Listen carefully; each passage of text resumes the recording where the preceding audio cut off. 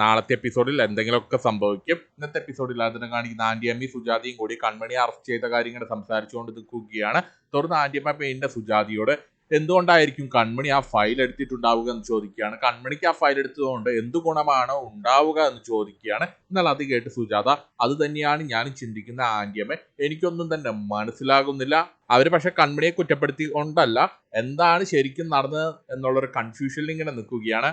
എന്നാൽ ഇതും കേട്ടുകൊണ്ട് മുകളിൽ നിന്ന് കൃപ ഇറങ്ങി വരികയാണ്. കൺമണിയുടെ അറസ്റ്റിനെ കുറിച്ചാണ് അമ്മയും ആന്റിയമ്മയും കൂടി സംസാരിക്കുന്നത്. അത് കേട്ട് കൃപ തെറ്റിദ്ധരിക്കുകയാണ്. അവർ രണ്ടുപേരും കൺമണിയെ കുറ്റപ്പെടുത്തിക്കൊണ്ട് സംസാരിക്കുകയാണെന്ന് ധരിച്ചുകൊണ്ട് കൃപ അവരുടെ അടുത്തേക്ക് ചെന്ന് അവരോട് ദേഷ്യപ്പെടുകയാണ്. നിങ്ങൾ രണ്ടുപേരും തല പൊച്ചിങ്ങനെ നിൽക്കണ്ട, കൺമണി ഇതിൽ ഒരു തെറ്റുകാരിയല്ല എന്ന് പറയുകയാണ്. ആന്റിയമ്മയുടെ ക്ലോസ് കൂട്ടുകാരിയല്ല മാനസിയും മാനസികയുടെ അച്ഛനും. ആന്റിയമ്മ ഒരു കാര്യം ചെയ്യും, അവരിപ്പോൾ തന്നെ ഫോൺ വിളിച്ച് കാര്യങ്ങൾ നേരിട്ട് അറിയാൻ പറയുകയാണ്. എത്ര രാത്രിയായാലും ആന്റിയമ്മയുടെ കോൾ കണ്ട മാനസ ഫോൺ എടുക്കാതിരിക്കില്ല. ഇതും പറഞ്ഞുകൊണ്ട് കൃപ ആന്റിയമ്മയ്ക്ക് ഇട്ടൊരു കുത്താണ്. എന്നാൽ അത് കേട്ട് സുജാത പിന്നെ കൃപയോട് ദേഷ്യപ്പെടുകയാണ്. നീ എന്തിനാണ് കൃപ ഞങ്ങളോട് ദേഷ്യപ്പെടുന്നത്? ഞങ്ങൾ ആരും കൺമണിയെ കുറിച്ച് കുറ്റം പറഞ്ഞില്ല എന്ന് പറയുകയാണ്.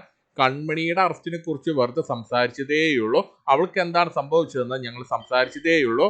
എന്നാൽ അത് കേട്ട് കൃപ വീണ്ടും നല്ല ദേഷ്യത്തിൽ പിന്നെ അമ്മയോട് എനിക്ക് മനസ്സിലായി, നിങ്ങൾക്ക് കൺമണിയോട് വലിയ താല്പര്യമാണെന്നുള്ള കാര്യം എനിക്ക് പണ്ടേ അറിയാം. എന്തായാലും എൻ്റെ അച്ഛനും ചേട്ടനും കൺമണിയെ തെറ്റിദ്ധരിക്കില്ല. അവരെന്തായാലും കൺമണിയെ പുറത്തിറക്കുന്നതിന് വേണ്ടി പോലീസ് സ്റ്റേഷനിലേക്ക് പോയിട്ടുണ്ടാകുമെന്ന് പറയുകയാണ്. അതിന് വേണ്ട കാര്യങ്ങളെല്ലാം ചെയ്യുന്നുണ്ടാകുമെന്ന് പറയുകയാണ് കൃപ. പിന്നെ മറ്റൊരു കാര്യം, കൺമണിയെ പോലീസ് അറസ്റ്റ് ചെയ്തുകൊണ്ട് കൺമണി മുട്ടിടിച്ച് പേടിച്ച് വരയ്ക്കാനൊന്നും പോകുന്നില്ല എന്ന് പറയുകയാണ്. കൺമണിക്കൊപ്പം ഒരു രാത്രി പോലീസ് സ്റ്റേഷന്റെ അകത്ത് എനിക്കും ഇരിക്കാൻ യോഗമുണ്ടായിരുന്നു, ഞാൻ അത് നേരിട്ട് കണ്ടതാണ്. അതുകൊണ്ട് ഈ വക അഭ്യാസം ഒന്ന് കൺമണിയുടെ അടുത്ത് ചെലവാകില്ല. ഇതും പറഞ്ഞുകൊണ്ട് കൃപ നല്ല ദേഷ്യത്തിൽ അവിടുന്ന് പോവുകയാണ്. എന്നാൽ കൃപ പറഞ്ഞ കാര്യങ്ങളെല്ലാം കേട്ടിങ്ങനെ വിഷമിച്ച് നിൽക്കുകയാണ്. ആന്റിയമ്മ തുറന്ന് സുജാത വന്നിട്ട് ആന്റിയമ്മയെ ആശ്വസിപ്പിക്കുകയാണ്.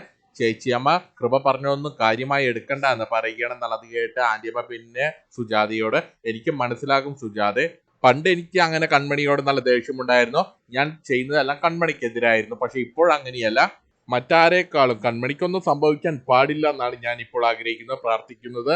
ഒരിക്കലൊരു തെറ്റ് തലയിൽ വന്ന് പെട്ടുകഴിഞ്ഞാൽ പിന്നെ മനസ്സറിഞ്ഞ് സങ്കടപ്പെട്ടാലും അത് മറ്റുള്ളവർക്ക് മുമ്പിൽ അഭിനയമാകും. ഇതും പറഞ്ഞുകൊണ്ട് സങ്കടപ്പെട്ടുകൊണ്ട് ആന്റിയമ്മ അവിടുത്തെ പോവുകയാണ്. എന്നാൽ ആന്റിയമ്മ പറഞ്ഞ കാര്യം കേട്ട് സുജാതയ്ക്ക് ഒന്നും മനസ്സിലാക്കാതെ ഇങ്ങനെ കിളി പോയി നിൽക്കുകയാണ്. തുറന്നു കാണിക്കുന്ന കൃഷ്ണൻ സാഗറും കൂടി ജയമോന്റെ വീട്ടിലേക്ക് ചെല്ലുകയാണ്. ഗേറ്റ് ചവിട്ടി തുറന്നുകൊണ്ടാണ് രണ്ടുപേരും ചെല്ലുന്നത്.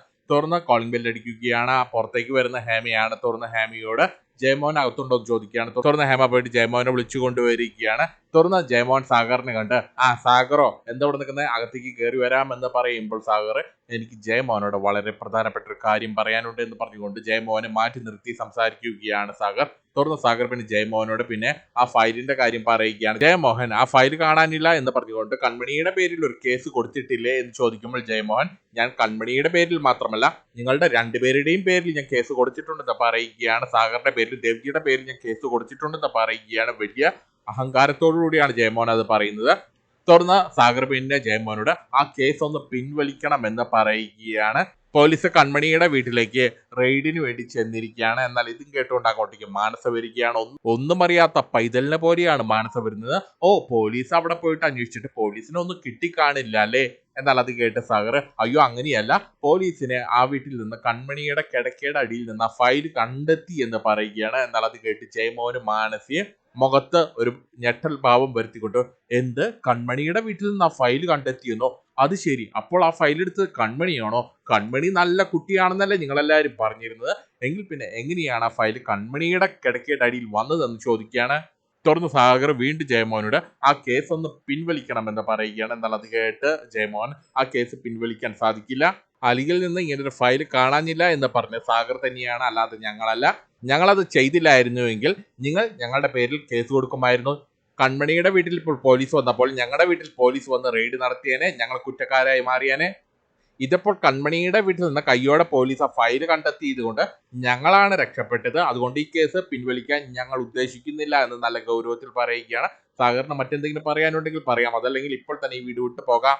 ഈശ്വരൻ സാക്ഷിയ, ആ ഫയൽ കൺമണിയുടെ വീട്ടിൽ നിന്ന് കണ്ടെത്തുമെന്ന് ഞങ്ങൾ ഒരിക്കലും പ്രതീക്ഷിച്ചില്ല, അതുകൊണ്ട് നിങ്ങൾക്ക് ഇപ്പോൾ തന്നെ ഇവിടുന്ന് പോകാം. എന്നാൽ അത് കേട്ട് കൃഷ്ണന് നല്ല ദേഷ്യം വരികയാണ്. നിർത്തടോ, തന്റെ അഭിനയൊക്കെ കയ്യിൽ തന്നെ വെച്ചാൽ മതി. താൻ അയച്ച പോലീസുകാർ വൃത്തിയായിട്ട് അവരുടെ ഡ്യൂട്ടി കഴിഞ്ഞ് പോയിരിക്കുകയാണ്. താൻ പഠിപ്പിച്ചു വിട്ടത് വളരെ ഭംഗിയായിട്ട് അവർ പറഞ്ഞിട്ടുണ്ട്. പക്ഷേ കുറച്ച് കോമൺ സെൻസ് ഉണ്ടെങ്കിൽ കൺമണി അത് ചെയ്തിട്ടില്ല എന്ന് കൺമണിയുടെ വീട്ടിൽ അത് വന്നിട്ടുണ്ടെങ്കിൽ അതിന്റെ പുറകിൽ താനും തന്റെ ഉടായ്പ ഈ മകളുമായിരിക്കുമെന്ന് മനസ്സിലാക്കാനുള്ള കോമൺ സെൻസും വകതിരിവും എനിക്കുണ്ട്. അതിന് വലിയ വലിയ അറിവൊന്നും വേണ്ട, സാമാന്യ ബോധം മാത്രം മതി. എന്നാൽ അത് കേട്ട് മാനസിക ദേഷ്യം ഇരിക്കുകയാണ്. ക്രിഷ്, വെറുതെ അനാവശ്യമായിട്ട് ഞങ്ങൾ ഇതിലേക്ക് വലിച്ചിടരുത്. വെറുതെ കൺമണിയെ ന്യായീകരിക്കേണ്ട കാര്യം കൺമണി കൃഷുമായിട്ട് കല്യാണം ഉറപ്പിച്ചു വെച്ചിരിക്കുന്നതൊക്കെ തന്നെയാണ് എന്ന് കരുതി വെറുതെ കൺമണി ചെയ്ത തെറ്റിന് ന്യായീകരിക്കേണ്ട.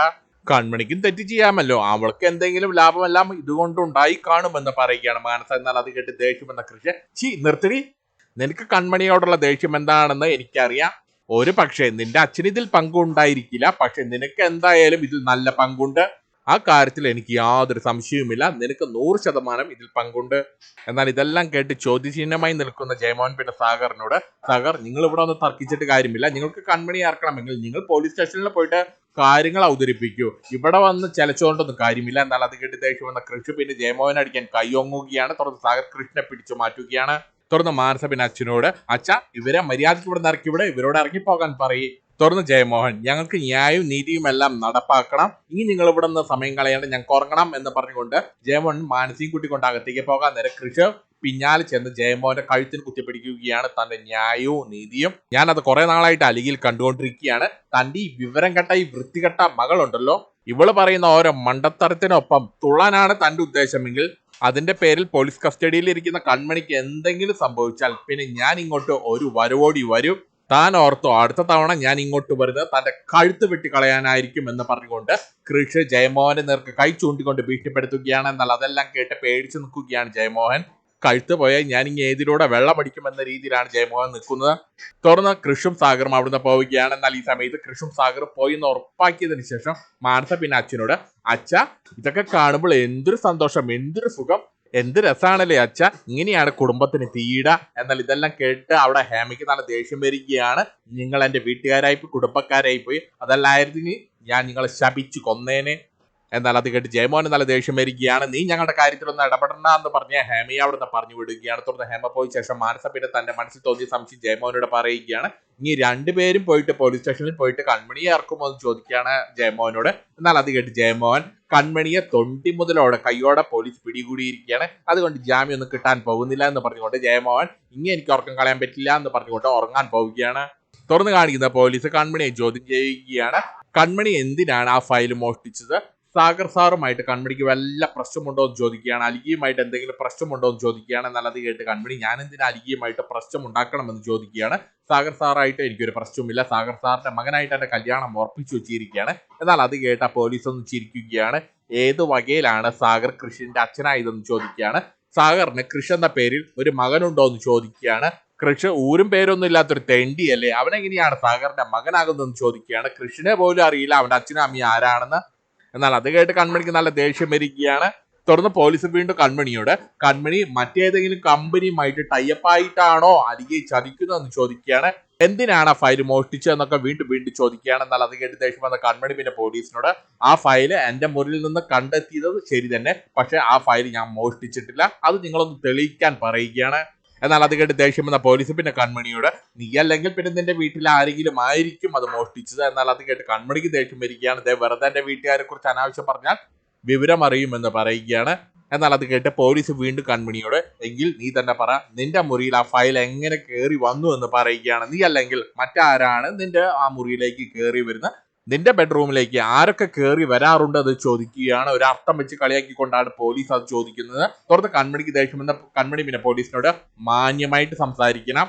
തുടർന്ന് പോലീസ്, നീ എന്നെ മാന്യത പഠിപ്പിക്കേണ്ട, എനിക്കറിയണം നിന്റെ മുറിയിൽ ആരൊക്കെ വന്ന് പോകുന്നുണ്ടെന്ന് എനിക്കറിയണമെന്ന് പറയുകയാണ് പോലീസ്. എന്നാൽ അത് കേട്ട് ദേഷ്യം വന്ന കൺമണി പിന്നെ പോലീസിനോട്, നീ എന്തിനാണ് താമസിക്കുന്നത്, വേഗം തന്നെ എന്നെ കോടതിയിൽ ഹാജരാക്കാൻ ആവശ്യപ്പെടുകയാണ്, എനിക്ക് നിയമങ്ങളൊക്കെ അറിയാമെന്ന് നല്ല ദേഷ്യത്തിൽ പറയുകയാണ് കൺമണി. എന്നാൽ അത് കേട്ട് പോലീസിന് നല്ല ദേഷ്യം വരികയാണ്.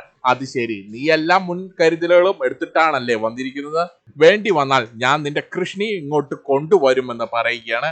എന്നാൽ അത് കേട്ട് കൺമണി പിന്നെ പോലീസിനെ വെല്ലുവിളിക്കുകയാണ്. തനിക്ക് അത്രയ്ക്ക് ചങ്കൂറ്റുണ്ടെങ്കിൽ നീ എന്റെ കൃഷ് സാറിനെ ഇങ്ങോട്ടൊന്ന് കൊണ്ടുപോവാ, നീ കെട്ടാൻ പോകുന്ന കൃഷിനെ സാഗറിന്റെ വീട്ടിൽ നിന്ന് കമ്പനിയിൽ നിന്ന് പുറത്താക്കി, അതുകൊണ്ട് നീയും കൃഷ്ണൻ ചേർന്നാണ് ഇത് ചെയ്തത്. എന്നാൽ അത് കേട്ട് കൺമണി ചിരിക്കുകയാണ്. അയ്യോ, സാറിന്റെ കണക്കൂട്ടലുകളെല്ലാം തെറ്റാണ്, സാഗർ സാർ ഒരിക്കൽ പോലും കൃഷ്ണനെ പുറത്താക്കിയിട്ടില്ല, സാഗർ സാർ ഇപ്പോഴും കൃഷ്ണ മകനായിട്ട് തന്നെയാണ് കാണുന്നത്. സാറിന്റെ ഈ കഥ വല്ല സീരിയലിൽ കൊടുത്ത് അടുത്ത വല്ല മെഗാ സീരിയലായിട്ട് ഇറക്കാൻ പറയുകയാണ്. ഇത് പറഞ്ഞുകൊണ്ട് കൺമണി ആ പോലീസിനെ കളിയാക്കുകയാണ്. നിന്നെ തേടിയ അവൻ ഇങ്ങോട്ട് വരും, അവന് ഞാൻ എങ്ങനെയാണ് കൈകാര്യം ചെയ്യാൻ പോകുന്നതെന്ന് നീ കണ്ടോ, കോടതിയിൽ എത്തിയാൽ നിന്റെ വിധി ഞാൻ എഴുതുന്ന FIR പോലെയായിരിക്കുമെന്ന് പറഞ്ഞുകൊണ്ട് ആ പോലീസ് കൺമണിയെ ഭീഷണിപ്പെടുത്തുകയാണ്. തുറന്നു കാണിക്കുന്ന കൺമണിയുടെ രണ്ടമ്മായിമാരിങ്ങനെ വിഷമിച്ച് നിൽക്കുകയാണ്. എന്നാൽ ഈ സമയത്ത് ശാന്ത ആ ഫയലിന്റെ കാര്യം പറഞ്ഞുകൊണ്ട് കരയുകയാണ്. എന്നാൽ ഇതും കേട്ടുകൊണ്ട് അങ്ങോട്ടേക്ക് ശ്രീനി വരികയാണ്. തുറന്ന് ശ്രീനി പിന്നെ ശാന്തയോട് ആ ഫയലിനെ കുറിച്ച് ചോദിക്കുകയാണ്. നീ ഇത് ഏത് ഫയലിനെ കുറിച്ചാണ് സംസാരിക്കുന്നതെന്ന് ചോദിക്കുകയാണ്. അപ്പോഴാണ് താൻ അറിയാതെ ആ ഫയലിനെ കുറിച്ച് പറഞ്ഞു പോയി ശാന്ത ഓർത്തെടുക്കുന്നത്. തുറന്ന് ശാന്ത പിന്നെ ശ്രീനിയോട് സുലോചനയോട് അതല്ല, പോലീസ് ഇവിടുന്ന് കണ്ടെത്തിയില്ലേ ഒരു ഫയൽ, ആ ഫയലിനെ കുറിച്ചാണ് ഞാൻ പറഞ്ഞത്, അതെങ്ങനെയാണ് ആ മുറിയിൽ വന്നത്. എന്നാൽ ഇതും കേട്ടുകൊണ്ട് അങ്ങോട്ടേക്ക് ധനലക്ഷ്മി വരികയാണ്. ധനലക്ഷ്മി പതിവ് പല്ലവി ആവർത്തിക്കുകയാണ്. കൃഷ്ണ കുറ്റപ്പെടുത്തിക്കൊണ്ട് ഇങ്ങനെ പറഞ്ഞുകൊണ്ട് ഇങ്ങനെ നിൽക്കുകയാണ്. പോലീസ് കൺമണിയുടെ മുറിയിൽ നിന്നൊരു ഫയൽ കണ്ടെത്തിയല്ലോ, ആ ഫയലും വാങ്ങി ഇവിടുന്ന് പോയ രണ്ടുപേരുണ്ടല്ലോ, സാഗറും കൃഷും, അവര് പിന്നെ അതിനുശേഷം ഇങ്ങോട്ട് തിരിഞ്ഞു നോക്കിയില്ല. എന്നാൽ അത് കേട്ട് ശ്രീനിക്ക് നല്ല ദേഷ്യം വരികയാണ്. ഇങ്ങനൊരു സന്ദർഭത്തിലല്ല ഇമാതിരി അപരാധം വിളിച്ച് പറയേണ്ടതെന്ന് പറഞ്ഞുകൊണ്ട് ശ്രീനി ധനലക്ഷ്മിയോട് ദേഷ്യപ്പെടുകയാണ്. നല്ലത് കേട്ട് ധനലക്ഷ്മി പിന്നെ ശ്രീനിയോടും അമ്മായിമാരോടും മുമ്പൊക്കെ എന്നെയും മനോജേട്ടനെയും തേടിയാണ് പോലീസ് ഇങ്ങോട്ട് വരാറ്, ഇപ്പൊ കൺമണിയും പോലീസ് തപ്പി വന്നിരിക്കുകയാണ്. അതും പറഞ്ഞ് കൺമണിയെ വീണ്ടും കളിയാക്കുകയാണ് ധനലക്ഷ്മി. തുറന്ന് സുലോചന പിന്നെ ധനലക്ഷ്മിയോട് നിനക്ക് അത്രയ്ക്ക് സംശയമാണെങ്കിൽ നീ ഒരു കാര്യം ചെയ്യ്, നീ മാനസയെ വിളിച്ച് അന്വേഷിച്ചോളാൻ പറയുകയാണ്. നിന്റെ കോള് കണ്ടാൽ മാനസ് എന്തായാലും ആ കോൾ എടുക്കും, നീ വിളിച്ച അന്വേഷിക്കടി എന്ന് പറഞ്ഞുകൊണ്ട് സുലോചന ധനലക്ഷ്മിയോട് ദേഷ്യപ്പെടുകയാണ്. എന്നാൽ അത് കേട്ട് ധനലക്ഷ്മി വേഗം തന്നെ അവിടുത്തെ സ്റ്റാൻഡ് വിടുകയാണ്. തുടർന്ന് ശ്രീനിവിന്റെ ബാക്കി രണ്ടുപേരോടും ദൈവത്തെ ഓർത്ത് നിങ്ങൾ ഈ വീട്ടിൽ വഴക്ക് കൂടരുത്, എനിക്ക് ഇപ്പോഴേ സമാധാനമില്ലാതിരിക്കുകയാണ്, ഇങ്ങനെ പോവുകയാണെങ്കിൽ ഞാൻ അധികം വൈകാതെ ഇല്ലാതാകുമെന്ന് പറയുകയാണ് ശ്രീനി. എന്നാൽ അത് കേട്ട് ശാന്തമ്മ പിന്നെ പൊട്ടിക്കരയുകയാണ്, കുറ്റബോധം കൊണ്ട് പൊട്ടിക്കരയുകയാണ്. അങ്ങനെ ശാന്തമ്മ ആ ഫയൽ കൊണ്ടുവച്ച് താനാണെന്ന് നാളെ പറയാൻ പോവുകയാണ്. ഇതും കാണിച്ചുകൊണ്ടാണ് ഇന്നത്തെ എപ്പിസോഡ് തീരുന്നത്.